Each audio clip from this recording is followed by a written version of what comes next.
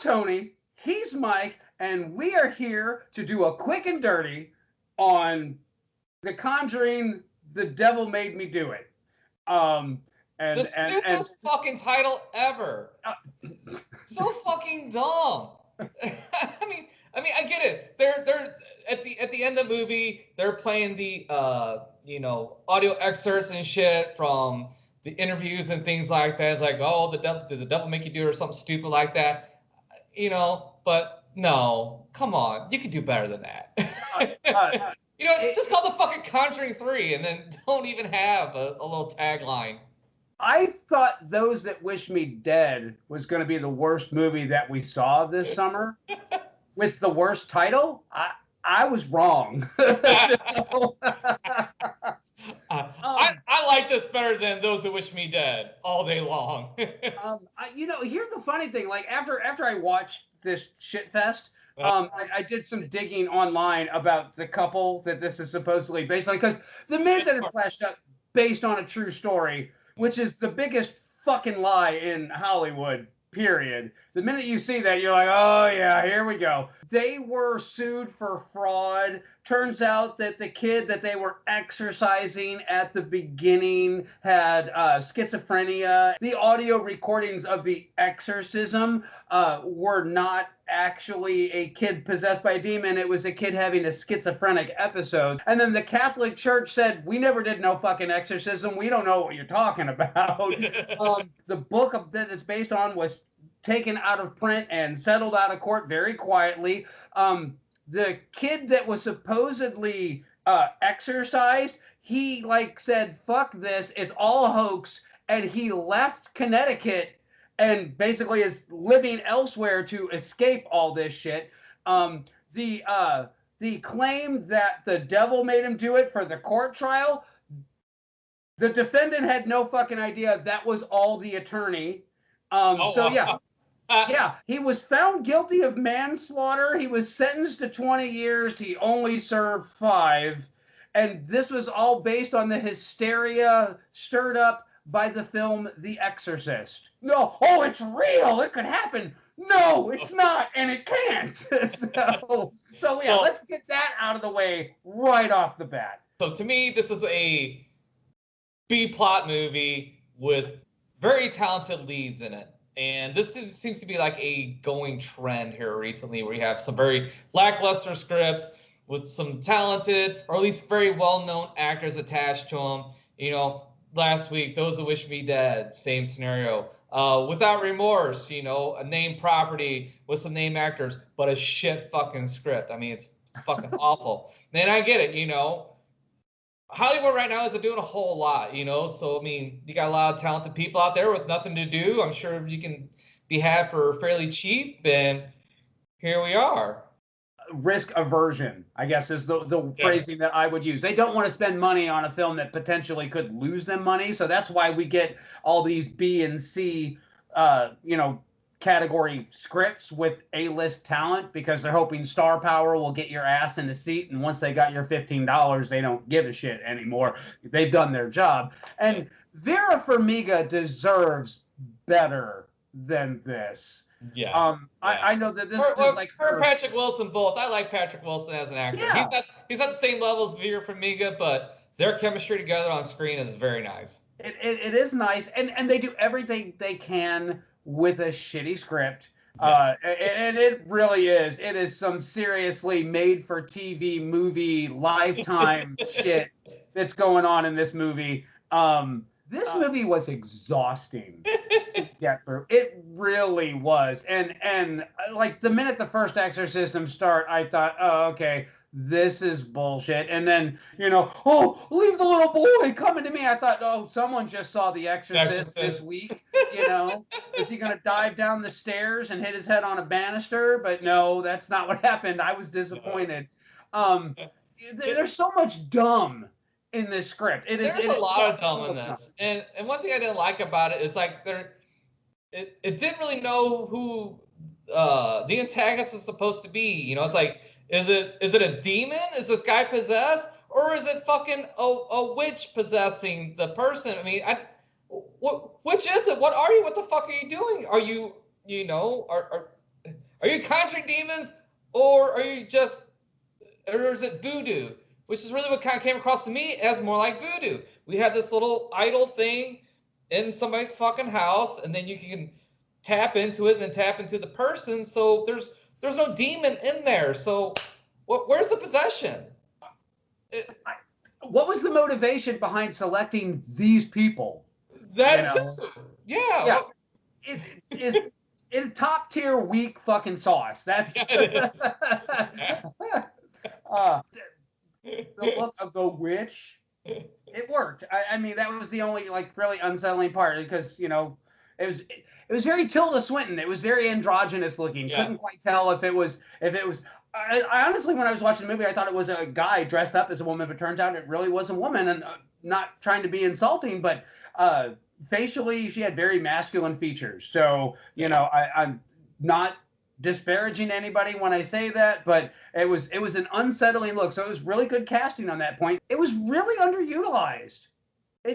Yeah. The mystery really wasn't that interesting, No. and then like the whole bit with the fucking when they're in the mortuary and the fucking dead body gets up and starts chasing them around.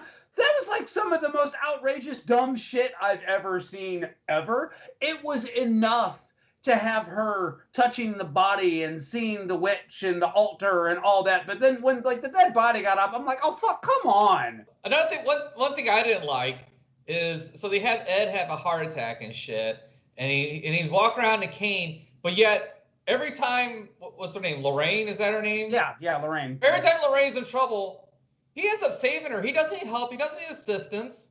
So it's like, well, why even set this up? You're not even paying it off. No. Have somebody else have to save her a couple times during the movie, then you can save her at the end, So at least you have a payoff. So at least there's some stakes in this fucking thing.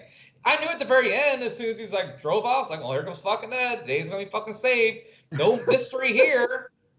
The other thing that bugged me was like after he has his heart attack, they're all, it's a vasodilator. It's fucking nitroglycerin. All right, it's nitroglycerin. It's not a vasodilator. That's the category of drug that it is. But it's one of those like they're trying to sound smarter than they are. And then like that big reveal at the end when she opens up her locket and she just happens to have that one extra pill that. Come on, really? You didn't just reach into your fucking purse and have a bottle of them. You just have one pill stuck in a locket. Yeah.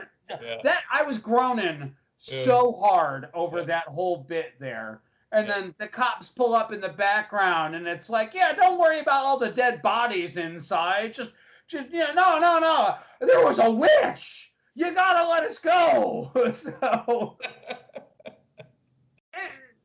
It's stupid, it's lazy, it's cheesy, but yet, even with all that, I still liked it better than most of the stuff we've watched for this segment of the show. I'm gonna say that this is on the same tier as Those That Wish Me Dead. It was a fucking awful movie. It wasn't fun. It wasn't entertaining. It was a slog to get through.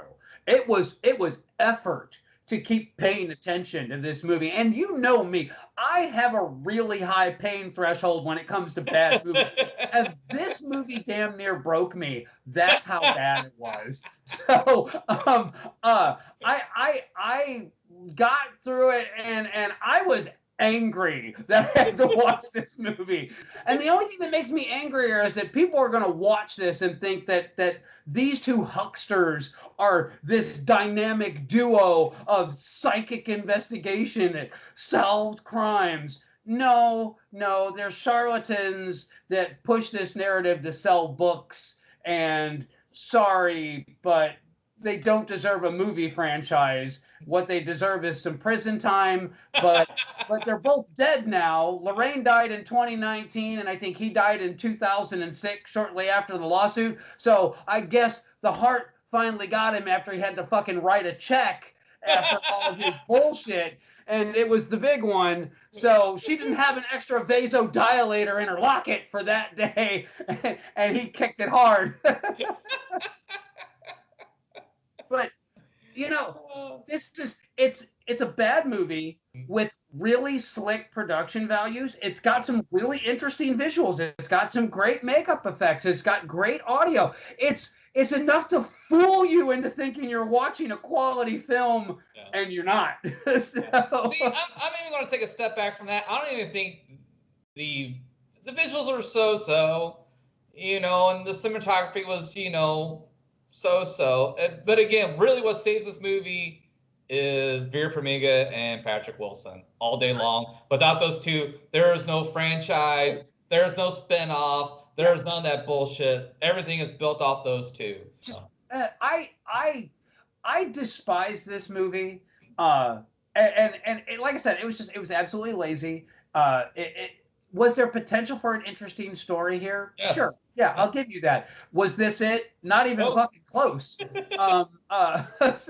So as far as our hierarchy of I can watch it, at home on streaming, this one ranks exactly at the same level as Those That Wish Me Dead as far as bottom of the fucking barrel goes. So this is not a recommend for Tony, it appears.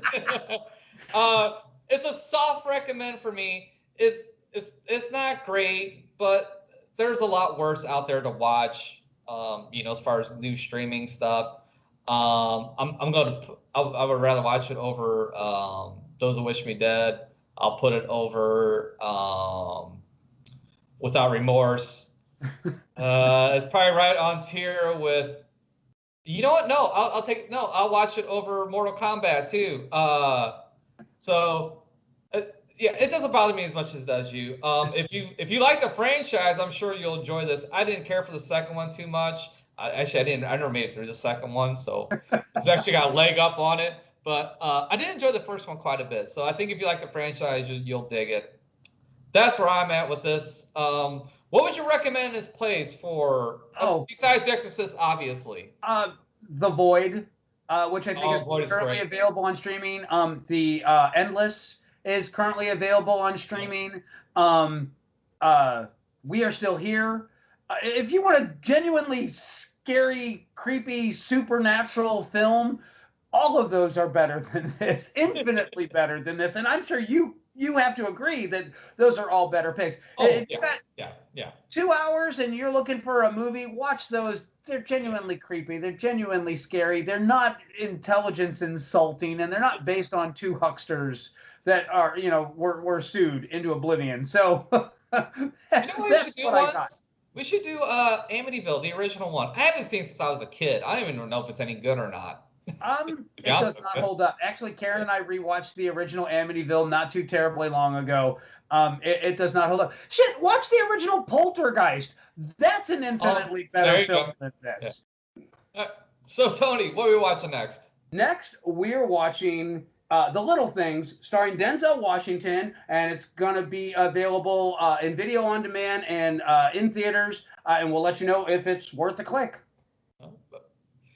What genre is it? It is a murder mystery. Oh, okay. Yeah. So it's got a really dumb title that's easy to ignore. So, as far as trends in 2021 go, let's go with badly titled films.